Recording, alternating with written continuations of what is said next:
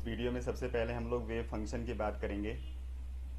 तो सबसे पहला सवाल होता है कि फंक्शन होता क्या है। तो फंक्शन जनरली क्या है कि जब आप कहीं पे किसी सिस्टम को कोई इनपुट देते हो तो जितने भी वहाँ पे पॉसिबल आउटपुट जनरेट होते हैं उन आउटपुट्स का और जो इनपुट्स का आपस में रिलेशन होता है उसी रिलेशन को हम लोग फंक्शंस कहते हैं। मीन्स जो उसमें जितने भी आउटपुट जनरेट होंगे उसमें से हर एक सिंगल आउटपुट किसी न किसी इनपुट के साथ रिलेट करेगा, यानी उसके ऊपर डिपेंड करेगा। जो वेव फंक्शन होगा किसी भी इलेक्ट्रॉन का वो एक मैथमेटिकल एक्सप्रेशन होगा जो डिफरेंट वेरिएबल्स के साथ रिलेट करेगा इलेक्ट्रॉन की कुछ प्रॉपर्टीज़ को, जिसमें एनर्जी आएगा, एंगुलर मोमेंटम आएगा और उसका ऑर्बिटल ओरिएंटेशन आएगा। तो यहाँ पे ये जो टॉपिक है हमने एटॉमिक स्ट्रक्चर से लिया गया है क्लास 11th, इसी को हम लोग डिटेल में डिस्कस करेंगे। तो ये जो वेव फंक्शन का कॉन्सेप्ट है वो आता है स्क्रोडिंजर वेव इक्वेशन के अंदर। और स्क्रोडिंजर वेव इक्वेशन है क्या? वो बेस्ड है न्यूटन के क्लासिकल मैकेनिक्स के ऊपर, जिसमें न्यूटन के क्लासिकल मैकेनिक्स के अंदर हम लोग किसी भी ऑब्जेक्ट के मोशन को डिस्कस करते हैं। Means different properties of the object which relate with the motion of the object. तो उसी को थोड़ा सा चेंज यहाँ पे कर दिया था स्क्रोडिंजर ने, क्योंकि यहाँ पे भी हम मूवमेंट की बात करते हैं लेकिन यहाँ पे जो मूव करने वाला है वो इलेक्ट्रॉन है, जो कि अपने आप में बहुत नेग्लिजिबल साइज का है। इसलिए जो क्लासिकल मैकेनिक्स है न्यूटन का वो केवल बड़े पार्टिकल्स के ऊपर ही एप्लीकेबल होता है। इसलिए किसी माइक्रोस्कोपिक पार्टिकल्स के ऊपर हम क्लासिकल मैकेनिक्स को ना अप्लाई करके वहाँ पे हम एक दूसरा मैकेनिक्स अप्लाई करते हैं, जिसको स्क्रोडिंजर ने दिया था, जिसको हम लोग कहते हैं क्वांटम मैकेनिक्स। तो जो वेव फंक्शन है वो क्वांटम मैकेनिक्स के अंदर आता है। तो इसमें हम लोग वेव फंक्शन को कैसे डिफाइन करेंगे और वेव फंक्शन जनरली है क्या, केवल इस वीडियो में हम लोग इसी को डिस्कस करने वाले हैं। तो जैसे आपको पता है कि जितने भी यहाँ पे स्क्रोडिंजर वेव इक्वेशन से पहले मॉडल दिए गए हैं उस मॉडल में बहुत सारे ड्रॉबैक्स हैं, बहुत सारी लिमिटेशंस हैं।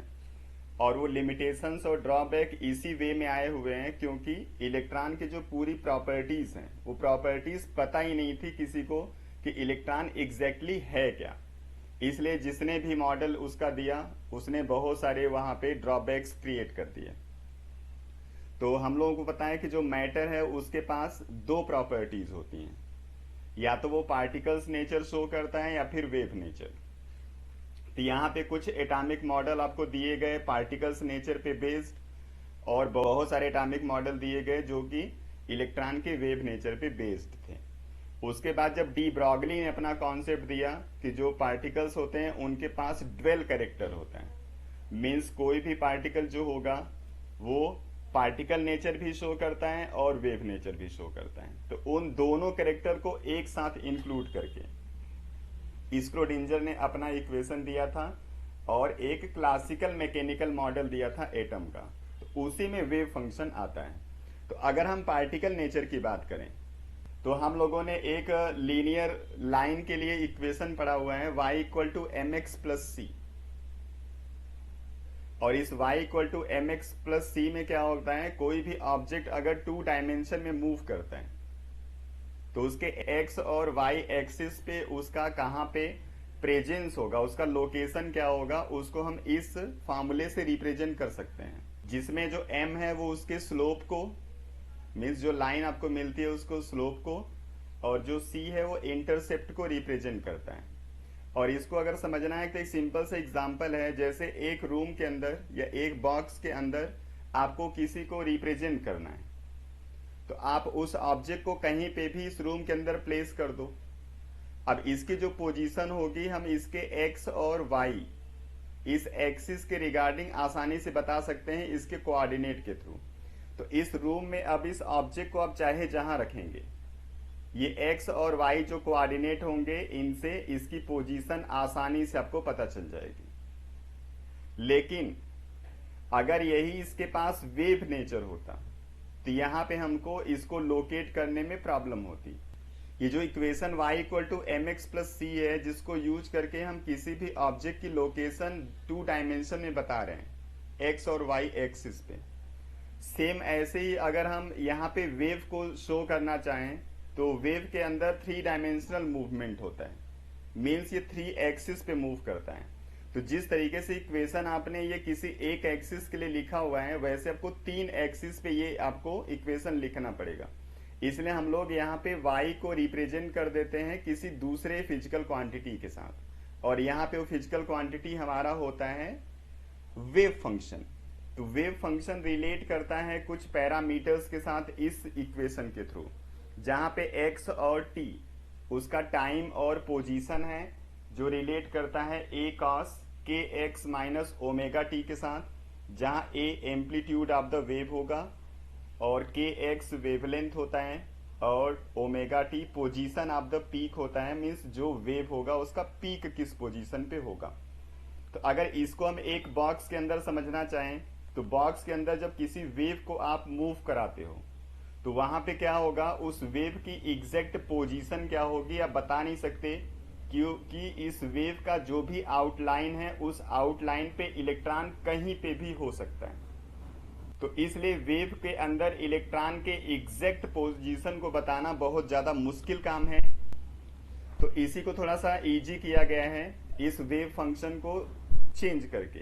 तो यहाँ पे जो वेव फंक्शन है इसका मीनिंग क्या है, ये एक मैथमेटिकल एक्सप्रेशन होगा जो इलेक्ट्रॉन के अलग अलग प्रॉपर्टी को एक साथ रिलेट करता है, और इसमें इलेक्ट्रॉन की जो ये 3 प्रॉपर्टी रिलेट करेगा उसमें एक आएगा उसकी एनर्जी, एक आता है एंगुलर मोमेंटम और एक ऑर्बिटल ओरिएंटेशन। और इन्हीं तीनों प्रॉपर्टी को हम आगे क्वांटम नंबर के बेस पे एक्सप्लेन करते हैं, जिसके लिए 3 क्वांटम नंबर जो रिस्पॉन्सिबल होंगे उसमें आपका n होगा, l होगा और m होगा, जिसमें n एनर्जी को, l एंगुलर मोमेंटम को और m ऑर्बिटल ओरिएंटेशन को रिप्रेजेंट करता है। तो अगर यहाँ पे हम वर्क फंक्शन की बात करें तो वर्क फंक्शन केवल एक इलेक्ट्रॉनिक वेव के एम्पलीट्यूड को रिप्रेजेंट करता है। जैसे अगर हम कहीं पे एक वेव को रिप्रेजेंट करना चाहें तो इस वेव के अंदर क्या होगा, जो प्रोपेगेशन होगा उसमें जो वेव के एम्पलीट्यूड होंगे वो पॉजिटिव और नेगेटिव दोनों होते हैं। मीन्स ये कहीं पे भी इलेक्ट्रॉन के प्रेजेंस को जब बताएगा तो उसमें इलेक्ट्रॉन के प्रेजेंस का पॉजिटिव रिस्पांस और नेगेटिव रिस्पांस दोनों ये रिप्रेजेंट करता है। अब प्रॉब्लम ये है कि इलेक्ट्रॉन या तो इस बॉक्स के अंदर प्रेजेंट होगा या फिर प्रेजेंट नहीं होगा, ये केवल 2 ही ऑप्शन हो सकते हैं। अब हम कहेंगे कि वहां पे प्रेजेंट भी है और प्रेजेंट नहीं भी है, तो ये कहना अपने आप में एक कंट्राडिक्शन है। जैसे कोई भी पर्सन या तो जिंदा है या फिर मर गया। अगर हम बोलें कि वो जिंदा भी है और मर भी गया है तो ऐसा तो पॉसिबल बिल्कुल भी नहीं हो सकता। या ऐसा पॉसिबल कब हो सकता है, जब हम यहाँ पे टाइम को चेंज कर दें। मीन्स जब टाइम पैरामीटर को हम चेंज करेंगे तो वहां पे हम बोल सकते हैं किसी पर्टिकुलर टाइम पे कि इलेक्ट्रॉन प्रेजेंट होगा, दूसरे पर्टिकुलर टाइम पे बोल सकते हैं कि इलेक्ट्रॉन प्रेजेंट नहीं होगा। सेम ऐसे ही हम किसी पर्टिकुलर टाइम पे बोलेंगे कि वो पर्सन जिंदा है और दूसरे पर्टिकुलर टाइम पे बोल देंगे कि वो मर गया। तो ऐसा तो पॉसिबल हो सकता है, लेकिन एक एग्जैक्ट टाइम पे हम बोलें कि वो जिंदा भी है और मर भी गया तो ऐसा बिल्कुल भी पॉसिबल नहीं है। तो सेम ऐसे ही यहाँ पे अलग अलग जब हम x और t की वैल्यू को यूज करते हैं तो वहां पे क्या होता है, इस साई की वैल्यू हमेशा एक ही आती है, यानी एक कांस्टेंट वैल्यू ये रिप्रेजेंट करता है।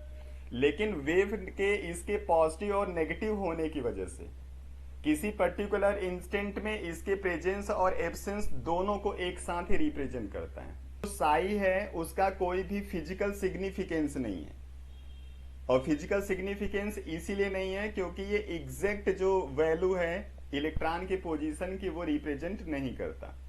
इसलिए इलेक्ट्रॉन के पोजीशन को और एग्जैक्ट वे में रिप्रेजेंट करने के लिए हम लोग इसको थोड़ा सा मॉडिफाई कर देते हैं, और साई को मॉडिफाई करने के बाद हम लोग यूज करते हैं साई का मॉड्यूलस, और उस मॉड्यूलस का भी हम लोग स्क्वायर कर देते हैं।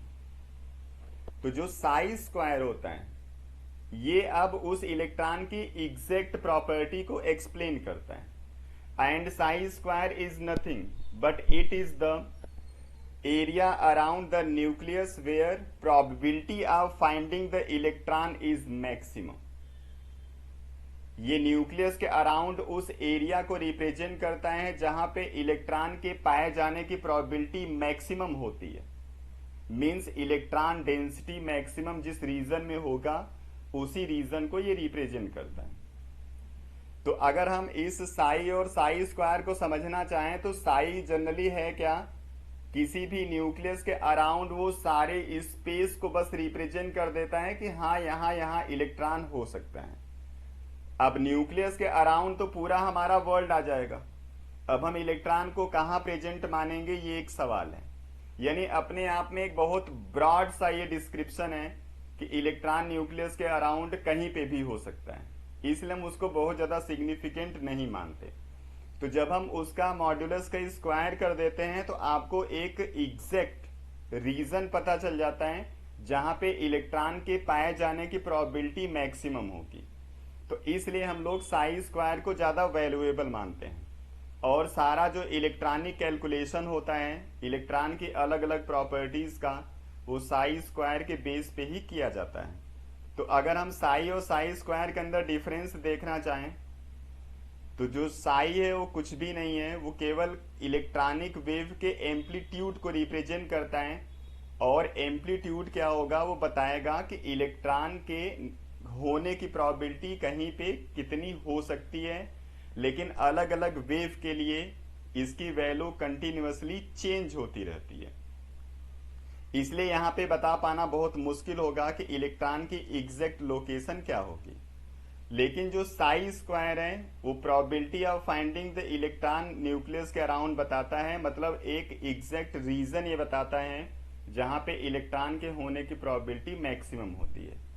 जो साई है उसकी वैल्यू पॉजिटिव, नेगेटिव या कोई भी इमेजिनरी वैल्यू हो सकती है।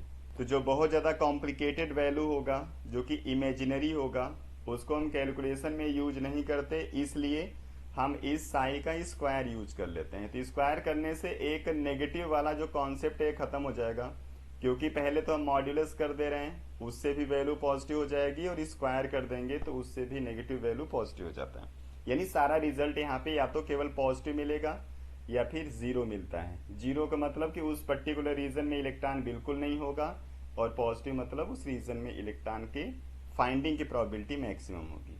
तो साई का या कोई भी फिजिकल सिग्निफिकेंस नहीं है, लेकिन तो साई स्क्वायर का सिग्निफिकेंस है, और ये इलेक्ट्रॉन को आसानी से न्यूक्लियस के अराउंड लोकेट करने में हेल्प करता है। तो ये पूरा साई है, और इसी साई को यूज करके इसको डेंजर वेव इक्वेशन दिया गया है, जिसको आगे हम किसी दूसरे वीडियो में देखेंगे। Thank you.